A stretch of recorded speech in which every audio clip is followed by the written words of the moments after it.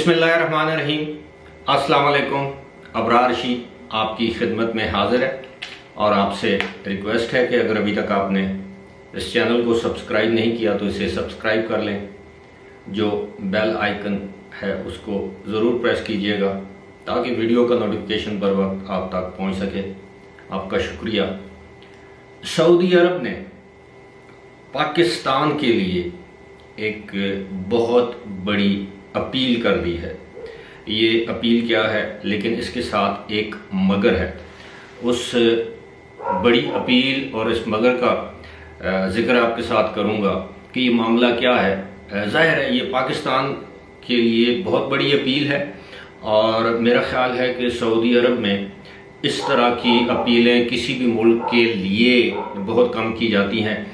वैसे मैं एक माजरत पेशगी कर लेता हूँ, साथ ही साथ भी कर लेता हूँ कि ये जो अगर आपको बैकग्राउंड में मेरे कुत्तों के भौंकने की आवाज़ आए या आएगी तो पेशगी माजरत। अब कुत्ते हैं, इनको भौंकने से रोका नहीं जा सकता और अक्सर होता ये है कि जब मैं वीडियो बनाता हूँ तो ये भौंकना शुरू कर देते हैं। उसकी वजह क्या है?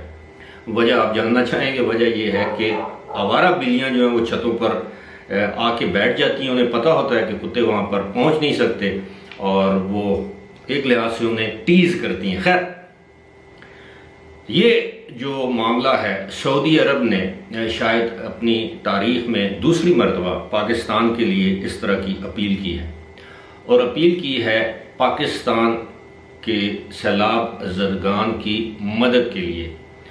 और ये अपील की है सऊदी अरब के बाशिंदों से और ये अपील की है सऊदी अरब में रहने वाले तमाम लोगों से।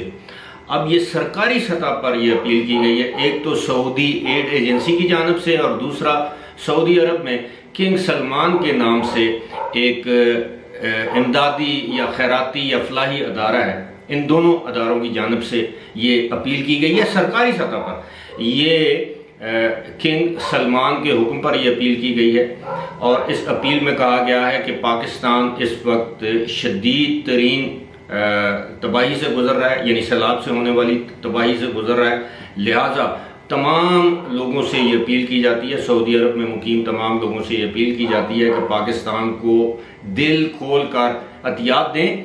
इसके लिए सऊदी अरब ने 5 अकाउंट सरकारी बैंकों, ये अपने जो अकाउंट्स हैं मुख्तलिफ बैंकों में, वो भी पब्लिश किए हैं और ये कहा है कि वो इमदादी रकूम जो है वो इन अकाउंट्स में लोग जमा करवाएं जिन्हें पाकिस्तान में इमदादी कार्रवाइयों के लिए इस्तेमाल किया जाएगा। यहाँ पर ये बताता चलूँ कि 13 सितंबर से सऊदी अरब से भी इमदादी सामान लेकर जहाज़ आना शुरू हो गए। अब मैंने एक मगर की बात कही थी।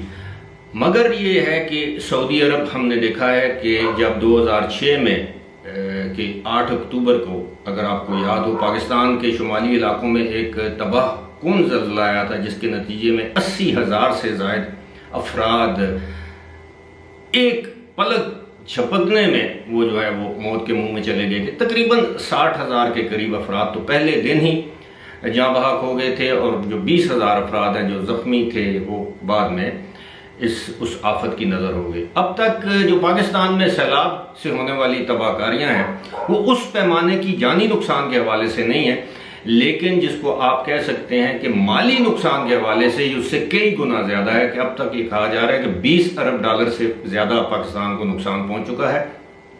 4 लाख के करीब घर तबाह हुए हैं, 3 करोड़ 30 लाख के करीब अफराद जो हैं वो बेघर हुए हैं, जो अब भी खुले आसमानों में तले ज़िंदगी गुजारने पर मजबूर हैं। 5 लाख के करीब हामला ख़वातीन हैं जिनको मुख्तलिफ बीमारियों और मसाइल का सामना है। 90,000 के करीब जो लोग हैं उनका इलाज किया जा रहा है मुतअद्दी बीमारियों का, जिसमें आपको पता है कि डायरिया है, गैस्ट्रो है, मलेरिया है, डेंगी है, मुख्तलिफ बीमारियाँ जो होती हैं इस तरह की आफात के नतीजे में जो पैदा होती हैं। यहाँ पर जो मगर का लफ्ज़ मैंने इस्तेमाल किया और 1400 से ज़ायद तकरीबन 1500 के करीब अफराद इस वक्त तक सैलाब की नज़र हो चुके हैं, यानी लुक़्मा अजल बन चुके हैं। यहाँ पर जो मगर का लफ्ज़ मैंने इस्तेमाल किया वो ये है कि सऊदी अरब ने उन दिनों, मुझे मालूम है, मैं ख़ुद कवरेज करता था बालाकोट और उसके दीगर इलाकों में, और सऊदी अरब ने यहाँ पर अपने इमदादी कैंप कायम किए थे और उनकी अफवाज के ज़ेर इंतज़ाम ये कैंप कैंप जो है वो काम करते थे, और इमदादी कैंपों के साथ साथ वहाँ पर लोगों को तिब्बी सहूलियात फराहम की जाती थी। साथ ही साथ उनके साथ ही एक कैंप था मुत्तहदा अरब अमारात का। ये जो मगर वाला मामला है कि उस वक्त भी दुनिया ने दिल खोल कर पाकिस्तान की मदद की, पूरी दुनिया ने, क्या इस्लामी मुल्क, क्या गैर इस्लामी मुल्क, क्या दोस्त ममालिक, क्या गैर ममालिक, हर तरफ से इमदाद आई। बदकिस्मती हमारी ये है कि उस इमदाद में भी खुर्द बुर्द किया गया और हुकूमती लेवल पर किया गया। लोगों ने, तो पाकिस्तानियों ने भी दिल खोल कर इमदाद, और हुकूमती लेवल पर, यहाँ तक कि उस वक्त जो एरा के जो चेयरमैन थे या डिप्टी चेयरमैन थे, चेयरमैन तो वो एक और थे मूंछों वाले शख्स, लेकिन एक डिप्टी चेयरमैन थे, लेफ्टिनेंट जनरल नदीम अहमद शायद उनका नाम था, उन पर आज भी एक केस चल रहा है इस हवाले से। मुबैना तौर पर मैं अभी तक उन पर कोई इल्ज़ाम साबित नहीं हुआ, लेकिन इसमें कोई शक नहीं, एरा के एहलकारों ने करोड़ों नहीं अरबों के घपले किए हैं। सबसे पहले तो एरा अथॉरिटी बनी, जिस तरह पहले भी वीडियो में बता चुका हूं कि फिर जनाब बहाली और रिकंस्ट्रक्शन के नाम पर एरा था ही earthquake reconstruction and rehabilitation authority या अर्थक्वेक जो भी ये उस अथॉरिटी का नाम था। उसके बाद प्रोविंशियल लेवल पे बन गई पेरा, provincial earthquake rehabilitation and reconstruction authority. फिर उसमें जो घपले हुए, जो अय्याशी की गई, वो मिलने वाली इमदाद, कहा यह जा रहा है कि तकरीबन 6 बिलियन से ज़्यादा डॉलर से ज़्यादा पाकिस्तान को इमदाद मिली, और उसमें से आधे से ज़्यादा ऐन गैन दाएं बाएं हो गई। आज भी न्यू बालाकोट सिटी को आबाद नहीं किया जा सका, कि 16 साल होने को, ऐसा 8 अक्टूबर को 16 साल हो जाएंगे। तो ये मगर ये है कि सऊदी अरब का एक और ये उनका तरीक़ाकार है कि वो एक मखसूस मसलक से मुंसलिक सियासी जमातों, दीनी जमातों और दीनी मदरसों के ज़रिए ये इमदाद बांटते हैं। अब पाकिस्तान में अगरचे वो जो NGOs हैं उनके ज़रिए इमदाद बांटने पर पाबंदी आयत है, लेकिन अगर सऊदी अरब कहेगा कि जी मैं फ़लाँ अदारे को ये इमदाद दे रहा हूँ, तो हुकूमत पाकिस्तान की क्या मजाल है कि वो उनको रोक सके। लिहाजा सऊदी अरब ये चाहेगा कि वो जो फंड अपने लोगों से इकट्ठा कर रहा है, ये इमदादी फंड जिसके लिए वहाँ के बादशाह ने अपील की है, तो और सरकारी सतह पर, तो जाहिर है फिर वो इस बात को भी मुमकिन और यकीनी बनाएंगे कि ये फंड जो है वो सही जगह पर इस्तेमाल हो रहे हैं। अब आप अंदाज़ा कीजिए कि बहुत से ममालिक ऐसे हैं जिनमें UAE भी शामिल है, कि जो बराह रास्त जो इमदाद दे रहे हैं वो पाक फौज को दे रहे हैं, हुकूमत को नहीं दे रहे। इसमें कोई शक नहीं कि पाक फौज भी हुकूमत का इदारा है, लेकिन उनका इमदादी सामान जो है वो पाक फौज के अफसरान वसूल करते हैं और फिर उसकी डिस्पर्समेंट होती है। अब सूरत हाल ये है कि सऊदी अरब ने अभी तक ये नहीं कहा कि हम पाकिस्तान को $500 मिलियन की इमदाद देंगे। मुमकिन है वो दें, उसका ऐलान न करें।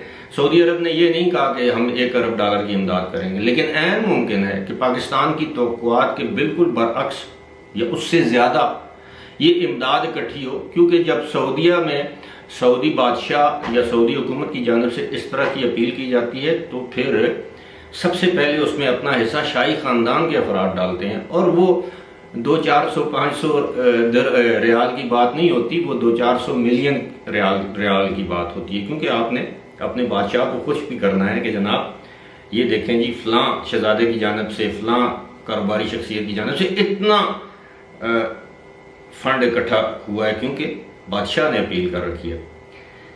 लेकिन अफसोस हम ये है, हम ऐसी कौम हैं, हम ना खुशियों से सबक सीखते हैं, ना आफात से सबक सीखते हैं, ना हम ट्रेजिडी से सबक सीखते हैं। अभी हाल ही में कोरोना गुजरा है, कोरोना के दौरान जो कोरोना के जो दिन थे, आपने सुना होगा, देखा होगा कि किस तरह मास्क गायब किए गए, किस तरह उन पर लोगों ने ज़ख़ीरा अंदोज़ी की, मुनाफाखोरी की, किस तरह डिटॉल की जो 30-35 रुपये की बोतल थी वो 80 रुपये में मिलने लगी, फिर 160 की होगी, किस तरह पैनाडॉल गायब होगी, पैरासीटामॉल मार्केट से गायब होगी, मलेरिया की जो टैबलेट्स हैं जो पता नहीं 5 रुपये का वो पलता मिलता था या 10 रुपये का, वो नापैद हो गया, मुख्तलिफ इंजेक्शन नापैद हो गए।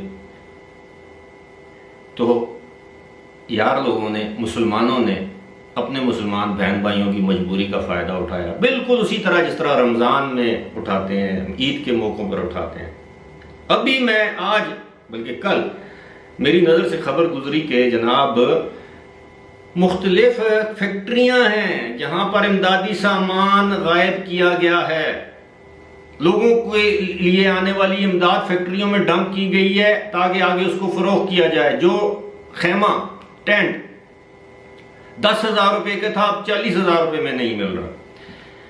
और यही नहीं, एक इतला के मुताबिक एक गोदाम से कोई तकरीबन 4.5 पौने 5 करोड़ पेनाडाल की गोलियां बरामद हुई हैं। अंदाजा कीजिए, पेनाडाल बुखार के लिए इस्तेमाल होंगे, और मार्केट में आप जाएं आपको पेनाडाल नहीं मिलेगी। हाँ, कोई केमिस्ट आपका वाकिफ है, वो शायद आप पर तरस खा के या आपकी वाकफियत की वजह से वो आपको वो टैबलेट्स दे दे। ये हाल है हमारा। आफत देखें, उसका हुजूम देखें, क्वांटम कह लें, मैग्नीट्यूड कह लें, जो लेवल, किस लेवल, खुद सोचें, मैं सोचूं, कोई और सोचे यार। हम उन लोगों की जगह आप हों, मैं हूं, क्या गुजरेगी हम, उनके लिए आने वाला इमदादी सामान हम लोग गायब कर रहे हैं। फिर ऐसे लोगों पर अल्लाह का अज़ाब ही नाज़िल होगा, अल्लाह की रहमतें तो आ नहीं सकती। और फिर इस तरह के लोगों की वजह से पूरे मुल्क पर अज़ाब आता है। फिर उस वक्त वो देख, कहते हैं ना, जब बारिश होती है तो फिर वो गीली जगह और सूखी जगह बराबर होती है। यही वजह कि जिस जिस लेवल की करप्शन बहसियत कौम हम कर सकते हैं, हम करते हैं। यहां पे हस्बे तौफीक हर शख्स उसी वक्त तक, मैं माजरत के साथ ये कहूंगा, उसी वक्त तक दयानतदार है जब तक कि उसे किसी हैंकी पैंकी का मौका नहीं मिलता। जो ही मौका मिलता है सारी दयानतदारी, ईमानदारी हम एक तरफ रख के उसी भाव में बह जाते हैं।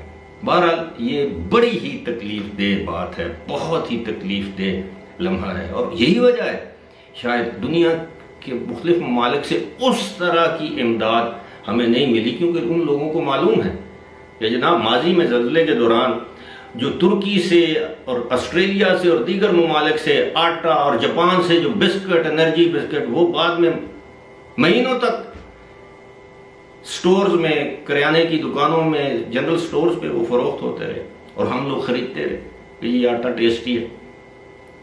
ये तो सूरत हाल है। फिर हमारी मदद को कौन आएगा, क्योंकि हमें खुद एहसास नहीं है अपनी हालत के बदलने का।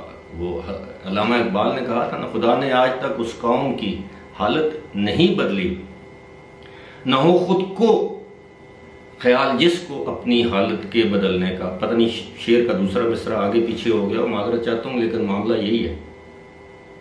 और ये कुरान पाक में भी है, जो कौमें अपनी हालत नहीं बदलती अल्लाह भी फिर उनसे मुंह फेर लेता है। बहरहाल ये बहुत बड़ा लम्हा फिक्रिया है, लेकिन सऊदी अरब की हुकूमत का शुक्रिया कि इस मुश्किल घड़ी में एक मरतबा फिर सऊदी अरब ने पाकिस्तानी कौम के साथ खड़ा होने का फैसला किया और उसके लिए इमदाद की अपील की है। फिलहाल मुझे दीजिए इजाज़त। खुदा हाफ़िज़।